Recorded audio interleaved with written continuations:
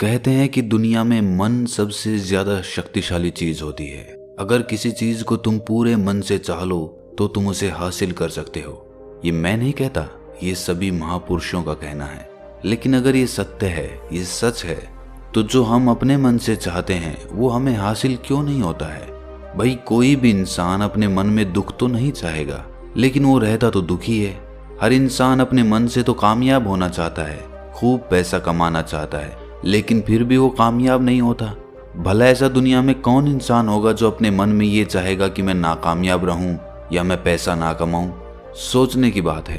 तो इसमें दो चीजें निकल के सामने आती हैं। या तो वो महापुरुष गलत थे जिन्होंने ये बात बोली कि मन से चाही हुई चीज हासिल हो जाती है, या फिर हम गलत हैं। आज की कहानी जो मैं आपको सुनाने वाला हूँ उसमें आपको एक ऐसा मंत्र मिलेगा। उसे समझने के बाद आपको एक ऐसा मंत्र पता चलेगा जिससे आप ये समझ पाएंगे कि अपने मन से कोई भी चीज कैसे करवाई जाती है, मन में किसी भी बात का बीज कैसे बोया जाता है। ये इस कहानी से आपको अच्छी तरह से समझ में आ जाएगा। और इससे आप ये भी समझ पाएंगे कि आकर्षण का नियम, लॉ ऑफ अट्रैक्शन कैसे काम करता है। कहानी छोटी सी है लेकिन बहुत ही गहरी है। इससे पहले कि आप इस कहानी में खो जाएं, इस चैनल को सब्सक्राइब जरूर कर लें। तो चलिए ये कहानी शुरू करते हैं। एक बार की बात है, एक आदमी के जीवन में सिर्फ दुख ही दुख थे। वो जो भी काम करता उस बेचारे का वो काम पूरा ही नहीं होता। घर में आता तो घर में कलेश बना रहता, किसी से कोई मदद मांगता तो कोई उसकी मदद नहीं करता। ऐसा लगता था कि चारों ओर से दुखों का पहाड़ उसी पर टूट पड़ा है। उसे समझ नहीं आ रहा था कि मैं इन दुखों से पार कैसे पाऊं। वो दिन रात यही सोचता रहता कि अपने दुखों से छुटकारा कैसे पाना है।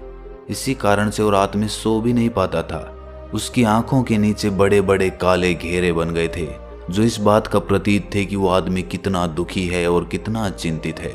कभी कभी तो उसके मन में आत्महत्या करने के भी ख्याल आते थे, लेकिन अपने परिवार की चिंता करके वो ये कदम नहीं उठा पाता था। वो इतना दुखी हो गया कि उसने निर्णय किया कि वो इन दुखों से छुटकारा पाके रहेगा। इसके लिए चाहे उसे कितनी भी मेहनत करनी पड़े, कुछ भी करना पड़े, चाहे अंगारों पे चलना पड़े, लेकिन इन दुखों से छुटकारा हासिल करके रहेगा। ऐसे ही एक दिन उसने अपने मित्र से पूछा कि मैं अपने जीवन को कैसे सुधारूं। उसके मित्र ने उसे बताया कि तुम किसी बाबा के पास जाओ। बाबाओं के पास ऐसा मंत्र होता है जिससे सारे दुख मिट जाते हैं, जीवन खुशियों से भर जाता है और धन संपदा भी हासिल हो जाती है। तुम किसी ऐसे बाबा को ढूंढ लो, बस तुम्हारा काम बन जाएगा। उस आदमी के मन में ये बात पूरी तरह से पक्की बैठ गई कि कोई बाबा ही मेरा दुख दूर कर सकता है, और इसीलिए उसे किसी भी बाबा के बारे में पता चलता तो वो उस बाबा के पास पहुंच जाता। वो उस बाबा को अपनी समस्या बताता और उससे उसका समाधान पूछता और कहता कि बाबा, मैं कुछ भी करने के लिए तैयार हूं, लेकिन मेरी इन समस्याओं से मुझे छुटकारा दिला दीजिए। आप जो कहेंगे मैं वो करूंगा, लेकिन मेरे जीवन को सुधार दीजिए।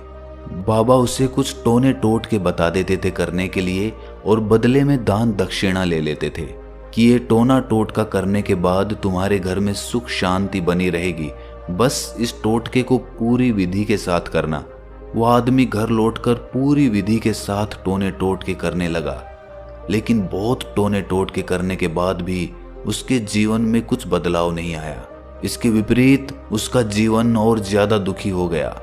जो भी बाबा उसे टोना टोटका देता था वो बदले में उससे दान दक्षिणा लेता था, जिससे उसका धन भी धीरे धीरे खत्म हो रहा था। इससे उसके जीवन में दुख और ज्यादा बढ़ गए। तब उसे लगा कि बाबाओं के पास जाने से तो मेरे जीवन में दुख कम होने की बजाय बढ़ते ही जा रहे हैं, तो मुझे क्या करना चाहिए? बाबाओं के पास जाऊं या ना जाऊं? फिर एक दिन एक आदमी ने उसे बताया कि तुम अपने घर में किसी पंडित को बुलाकर हवन करवा लो। हवन होगा, घर शुद्ध हो जाएगा। कोई भी बुरी ऊर्जा होगी घर में तो वो घर से बाहर चली जाएगी।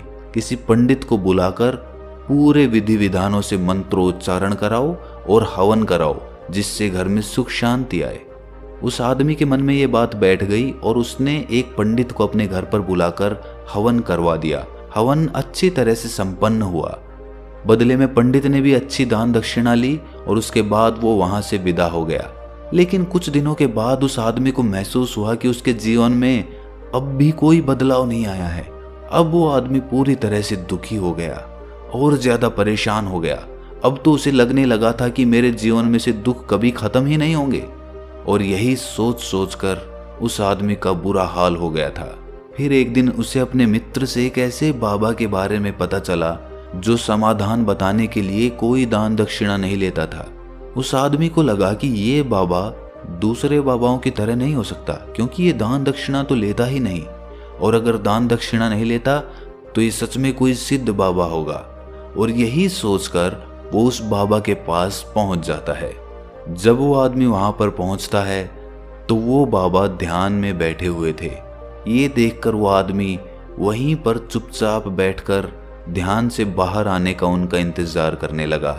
थोड़ी देर बाद बाबा ने आंखें खोली तो सामने एक दुखी और परेशान युवक को बैठे देखा। वो उसकी आंखों के नीचे काले घेरे देखते ही समझ गया कि ये आदमी अपने जीवन से कितना परेशान है। उसे संबोधित करते हुए बाबा ने पूछा कि बच्चा, क्या चाहते हो?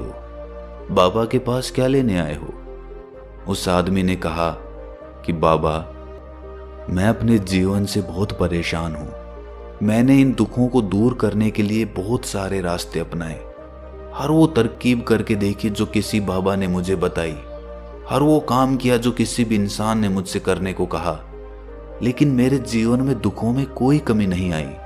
बाबा, इसके विपरीत मेरे जीवन में दुखों में बढ़ोतरी हो गई। मुझे समझ नहीं आ रहा है कि मैं क्या करूं। कभी कभी तो मैं आत्महत्या करने की सोचता हूं, लेकिन अपने परिवार की सोचकर मैं ये कदम नहीं उठा पाता। मैंने आपके बारे में बहुत सुना है बाबा, और मैं बहुत उम्मीद के साथ आपके पास आया हूं। कृपया करके मुझे कोई ऐसा मार्ग बताएं जिससे मुझे अपने दुखों से छुटकारा मिल जाए। मैं अपने दुखों से छुटकारा पाने के लिए कुछ भी करने को तैयार हूं। आप मुझे कोई भी रास्ता बताएं, चाहे वो रास्ता कितना भी कठिन क्यों ना हो, मैं उसको पार करके रहूंगा। बाबा ने महसूस किया कि आदमी तो सच में बहुत परेशान है। बाबा ने उसकी बात सुनकर कहा कि बच्चा, दुखों को दूर करने के लिए मंत्र ऐसे ही नहीं मिलते। मंत्र पाने के लिए कुछ करना पड़ता है। तुम कुछ कर सकते हो? ये सुनकर पहले तो उस आदमी ने सोचा कि ये बाबा भी मुझसे दान दक्षिणा ही मांगेंगे, लेकिन और कोई रास्ता ना पाकर उस आदमी ने कहा कि बाबा, आपको जितनी भी दान दक्षिणा चाहिए मैं देने के लिए तैयार हूं, लेकिन आपका मंत्र सच्चा होना चाहिए, वो पूरा होना चाहिए, उसका फल मुझे मिलना चाहिए। उसके बाद मैं आपको जो भी दान दक्षिणा लेना चाहते हो वो दे दूंगा। बाबा ने कहा कि दान दक्षिणा तो बहुत छोटी सी चीज है, मुझे वो नहीं चाहिए। इस पर वो आदमी सोच विचार करके बोला, तो बाबा, मैं अंगारों पे भी चलने के लिए तैयार हूं, आप मुझे बस आज्ञा दीजिए। बाबा ने कहा कि अंगारों पे चलने वाली छोटी चीज मैं तुमसे नहीं कराने वाला। मैं जो तुमसे कराने वाला हूं वो बहुत कठिन मंत्र है, उसे पूरा कर पाओगे? बाबा ने कहा कि बाबा, आप मुझे बताइए तो सही, मुझे करना क्या होगा? मैं कुछ भी करने को तैयार हूं। इस पर बाबा ने उसे कहा कि यहां से जब तुम अपने घर जाओ तो रास्ते में अपने मन में ये दोहराते जाना कि मैं सुखी हूं, मैं सुखी हूं, मैं सुखी हूं। बार बार अपने मन में यही दोहराना, और याद रहे, जुबान पर ये नहीं आना चाहिए, ये सिर्फ मन में दोहराना है। ये सुनकर वो आदमी बोला, बाबा, बस इतनी सी बात? ये तो मैं चुटकी बजा के कर लूंगा, लेकिन इससे होगा क्या? बाबा बोले कि इस मंत्र को करके देखो। वैसे भी तुमने इतने बाबाओं के मंत्र किए हैं, तो इस मंत्र को भी करके देख लो। उस आदमी ने सोचा कि बाबा कुछ दान दक्षिणा तो ले नहीं रहे, और छोटा सा मंत्र है, इसे तो मैं कर ही लूंगा। वो बोला, ठीक है बाबा, मैं ये मंत्र जरूर करूंगा। वो आदमी ये कहकर वहां से उठकर चलने लगा, लेकिन जैसे ही वो चलने लगा, पीछे से बाबा ने बोला कि बच्चा, एक बात याद रखना, जब तुम ये मंत्र अपने मन में दोहराओ तो तुम्हारे मन में बंदर के विचार नहीं आने चाहिए, बंदर का ख्याल भी नहीं आना चाहिए, तो ही ये मंत्र सिद्ध होगा। वो आदमी बोला, मुझे तो आज तक बंदर का कोई विचार नहीं आया, तो अब क्यों आएगा? आप चिंता मत करिए बाबा, मैं बस मन में यही दोहराऊंगा कि मैं सुखी हूं, मैं सुखी हूं। इसके अलावा बंदर का कोई विचार मेरे मन में नहीं आएगा। ये कहकर वो आदमी वहां से चल दिया। वो अपने मन में मैं सुखी हूं, मैं सुखी हूं ये दोहराता हुआ थोड़ी दूर ही चला था कि उसके मन में अचानक बंदर का ख्याल आ गया। बंदर का ख्याल एक बार आया और चला भी गया, लेकिन उस आदमी ने सोचा कि आज तक तो मुझे बंदर का कोई विचार नहीं आया, ये आज बंदर का विचार क्यों आ गया। और ऐसे करके उसने उस बंदर के विचार को पकड़ लिया। वो ये भूल गया कि मुझे क्या मंत्र दोहराना है और वो बंदर के बारे में सोचने लगा। जब थोड़ी देर बाद उसे फिर से होश आया तो वो फिर से अपना वही मंत्र दोहराने लगा जो बाबा ने उसे बताया था, मैं सुखी हूं, मैं सुखी हूं। लेकिन अचानक से उसे सामने एक बंदर दिखाई दिया और ये देखकर उसके मन में फिर से बंदर का विचार उठ गया और वो अपने अंदर से इस विचार को बाहर फेंकना चाहता था। वो चाहता था कि मेरे अंदर किसी भी तरह बंदर का विचार ना आए, लेकिन उसे तो सामने बंदर ही दिखाई दे गया। ऐसे ही जद्दोजहद करते करते वो घर पे पहुंचा और घर पे पहुंचने के बाद अपनी पत्नी को कहा कि हे बंदरिया, मुझे खाने में बंदर परोस दो। और जब उसे एहसास हुआ कि उसने क्या बोल दिया तो वो अपने बाल नोचने लगा। वो दीवारों में सर मारने लगा कि आज तक मुझे बंदर का कोई विचार नहीं आया और आज मुझे ये क्या हो गया है कि मुझे हर जगह बंदर ही बंदर नजर आ रहे हैं, ये कैसी माया है। यही सोच सोच कर वो आदमी रात भर सो नहीं पाया। रात भर करवटें बदलता रहा और सुबह उठकर सीधे उसी बाबा के पास पहुंच गया और उसके चरणों में गिरकर कहा कि बाबा, पता नहीं क्या चमत्कार हो रहा है, आज तक मुझे बंदर का कोई विचार नहीं आया, लेकिन कल से जब से आपने मुझसे कहा कि बंदर का विचार नहीं आना चाहिए, तब से मुझे हर जगह बंदर ही बंदर नजर आ रहे हैं। उस आदमी ने कहा कि बाबा, मुझे तो आपके पीछे पेड़ पर बैठा हुआ बंदर भी केले खाता हुआ दिखाई दे रहा है, ये हो क्या रहा है बाबा। ये सुनकर बाबा हंसने लगे। बच्चा, मन का जाल एक ऐसा जाल है जिसे समझ पाना इतना आसान नहीं है। बंदर तो तुम्हारे रास्ते में पहले भी आते थे। जब तुम मेरे पास आए थे तो इन्हीं पेड़ों पे ये बंदर घूम रहे थे, लेकिन तब तुम्हारे ध्यान में ये बंदर नहीं था, तब तुम्हारे ध्यान में सिर्फ अपने दुख थे। इसके बाद बाबा ने उसे बताया कि बच्चा, हम जिस चीज से भी दूर भागना चाहते हैं वही चीज हमारे मन में बहुत गहरे में प्रविष्ट हो जाती है, वो हमारे अंतर मन में समा जाती है। असल में हम जिस चीज से भी छुटकारा पाना चाहते हैं उससे छुटकारा इसीलिए पाना चाहते हैं कि वो हमारे साथ बहुत गहरे से जुड़ी हुई है, और हम जितना ही उससे छुटकारा पाना चाहते हैं वो उतनी ही गहरी हमारे मन में बैठती चली जाती है और आखिरकार वो हमारे अंतर मन में छा जाती है। ऊपर से तो हम चाहते हैं सुखी होना कि मैं सुखी हूँ, सुखी हूँ, हमारे होंठ भी यही बोलते रहते हैं, लेकिन हमारे मन में दुख समाये होते हैं। हमारे विचारों में, हमारे मन में हमें दुख ही दुख दिखाई देते हैं।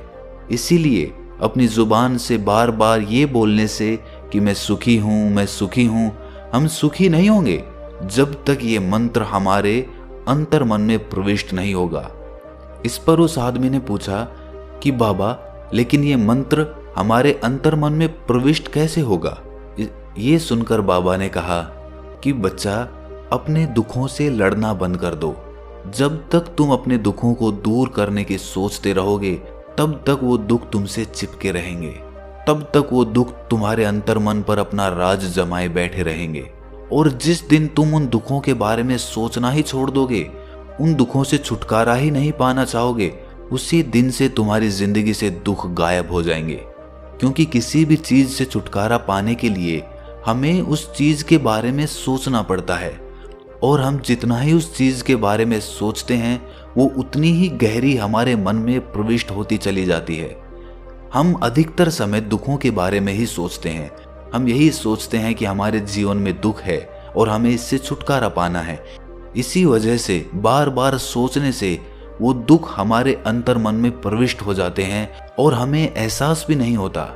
इसीलिए अगर तुम दुखों से छुटकारा पाना चाहते हो तो दुखों से छुटकारा पाने के बारे में सोचना छोड़ दो। तुम्हें दुखों से छुटकारा मिल जाएगा। अक्सर आदमी धूम्रपान छोड़ना चाहता है, शराब छोड़ना चाहता है, सुबह अपने आप से ये वादा करता है कि मैं कोई भी गलत काम नहीं करूंगा, लेकिन शाम को जब लौटता है तो नशे में चूर होकर लौटता है। ऐसा क्यों होता है कि जो हम सोच रहे हैं वो पूरा कर ही नहीं पा रहे हैं? असल में हम उस चीज को बहुत ज्यादा तवज्जो दे रहे हैं, उस चीज को बहुत ज्यादा अहमियत दे रहे हैं। जब भी हम उस चीज को छोड़ने के बारे में सोचते हैं तो हम उसकी इम्पोर्टेंस यानी कि विशेषता और ज्यादा बढ़ा देते हैं। हमारा मन उस चीज के बारे में जितना ज्यादा सोचेगा, शराब या धूम्रपान छोड़ने के बारे में जितना ज्यादा सोचेगा, हमारा मन उतना ही उस चीज के पीछे ज्यादा भागेगा। हमें उस चीज से लड़ना नहीं है, बल्कि बिना सोचे गुजर जाना है। और अगर इस मंत्र को हम समझ लेते हैं तो हम अपने जीवन में जो भी पाना चाहते हैं उसे अपने अंतर्मन में डाल सकते हैं। और एक बार वो लक्ष्य हमारे अंतर्मन में बैठ जाता है तो फिर सफलता पाने में कोई समस्या नहीं आती, कोई दिक्कत नहीं आती। तो दोस्तों, कैसी लगी आपको ये कहानी कमेंट सेक्शन में ज़रूर बताएं, और अच्छी लगी तो इस चैनल को सब्सक्राइब करना ना भूलें। तो मिलते हैं अगली कहानी में, तब तक के लिए अपना ख्याल रखें।